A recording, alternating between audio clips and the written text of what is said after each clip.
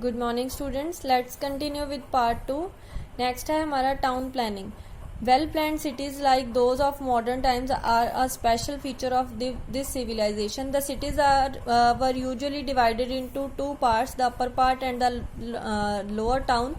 The fortified upper part contained the public buildings and the residential houses of the ruling class. The lower town was inhabited by common people. The cities had wide and straight roads and streets that intersected at right angles.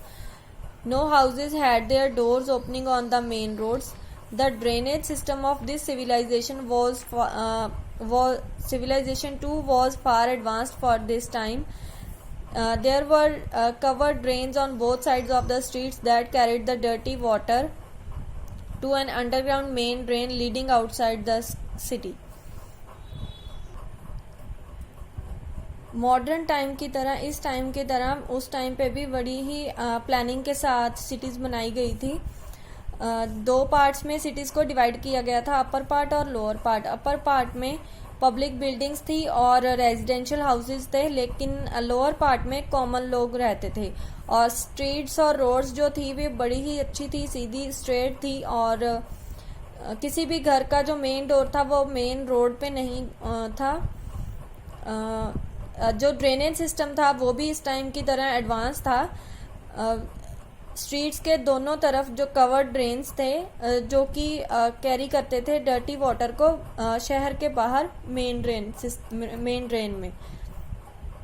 Houses were made of baked bricks and wood. Stones were rarely used as building material. There were big houses with several rooms and small houses with on one or two rooms. Each house had its own kitchen and bathroom. Big houses were sometimes double-storied and had a courtyard and a well for water. The drains of the houses were connected to the underground drains in the streets. जो घर थे वो baked bricks और would say बने हुए थे। Stones बहुत ही कम use किए गए थे बिल्डिंग मटेरियल में, और बहुत बड़े बड़े घर थे जिसमें काफ़ी सारे रूम्स थे, और हर एक घर में एक किचन और बाथरूम था। और जो बड़े घर थे वो डबल स्टोरी थे, और हर घर में कोर्टयार्ड था और पानी के लिए कुआं था। जो घर का ड्रेनेज सिस्टम था वो भी अंडरग्राउंड ड्रेन जो गलियों में था ड्रेन्स उनके साथ कनेक्ट था।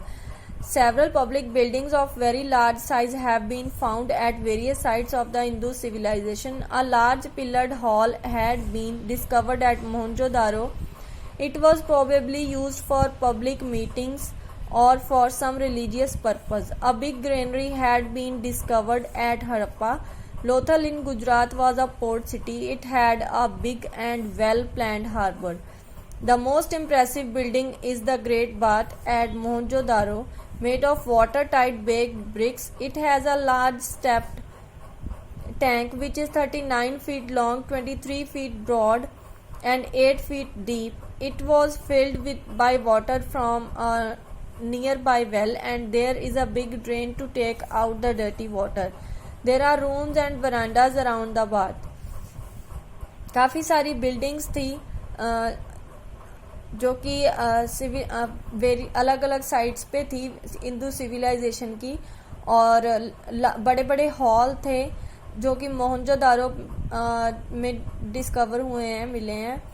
और उसके अलावा जो पब्लिक मीटिंग्स थी और रिलीजियस पर्पस थे उनके लिए भी बड़े बड़े हॉल्स को यूज़ किया जाता था। और एक बड़ी ग्रीनरी भी मिली है हड़प्पा सिविलाइजेशन में। और गुजरात में जो लोथल है वो पोर्ट सिटी थी, और वहाँ पे बहुत ही बड़ा और वेल प्लान किया हुआ हार्बर था।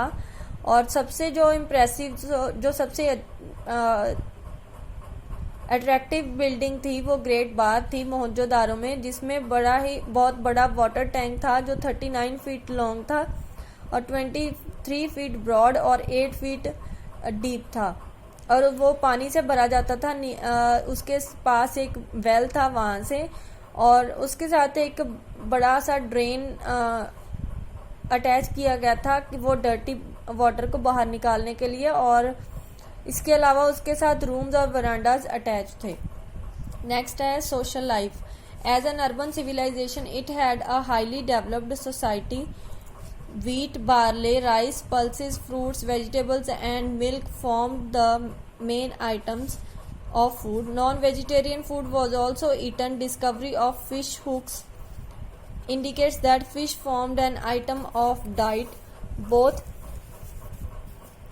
cotton and woolen clothes were worn by the people. The ladies wore long skirt and blouse and men wrapped a shawl over their left shoulders and under right arm. Both men and women were fond of jewelry and other fashions. Rich people used gold, silver and precious stones, while the poor people made their jewelry out of bone, terracotta and semi-precious beads. Women wore bangles, necklaces, earrings, etc. and men wore bracelets, earrings and pendants. Women dressed their hair in various beautiful styles and used lipstick, collyrium and other cosmetics. Men kept beards, some were clean shaven also. Some men wore a band around their heads. अब social life की उनकी बात करें तो जैसे urban life में था वैसे ही अर्बन लाइफ की तरह उनकी हाई डेवलप्ड सोसाइटी थी. Wheat, barley, rice, pulses, fruits, vegetables और मिल्क उनकी मेन डाइट थी फूड की. उसके अलावा नॉन वेजिटेरियन फूड भी वो खाते थे क्योंकि जो फ़िश हुक उनको डिस्कवरी में मिली है जिससे पता चलता है कि फ़िश उनकी डाइट में थी. कॉटन और वुलन दोनों तरह के कपड़े पहनते थे. लेडीज़ लॉन्ग स्कर्ट और ब्लाउज और जो मैन थे वो शॉल अपने लेफ्ट शोल्डर पर रखते थे. मैन और वुमेन दोनों ही ज्वेलरी पहनते थे. जो रिच लोग थे वो गोल्ड, सिल्वर और बड़े प्रेशियस जो महंगे स्टोन्स थे उनकी वो पहनते थे. लेकिन जो पुअर पीपल थे वो बोन्स और टेराकोटा और सेमी प्रेशियस बीड्स से अपनी ज्वेलरी बनाते थे. और वुमेन्स बैंगल्स और नेकलेस, इयररिंग्स पहनती थी. जो मेन थे वो ब्रेसलेट, इयररिंग्स और पेंडेंट्स पहनते थे. वुमेन अलग अलग स्टाइल्स में कपड़े पहनती थी, लिपस्टिक्स भी यूज़ करती थी और कॉस्मेटिक्स भी. मेन जो थे वो कुछ मेन क्लीन शेवन थे, कुछ बियर्ड रखते थे, दाढ़ी रखते थे और कुछ अपने हेड के अराउंड एक बैंड बांधते थे. That's all for part 2. Thank you so much.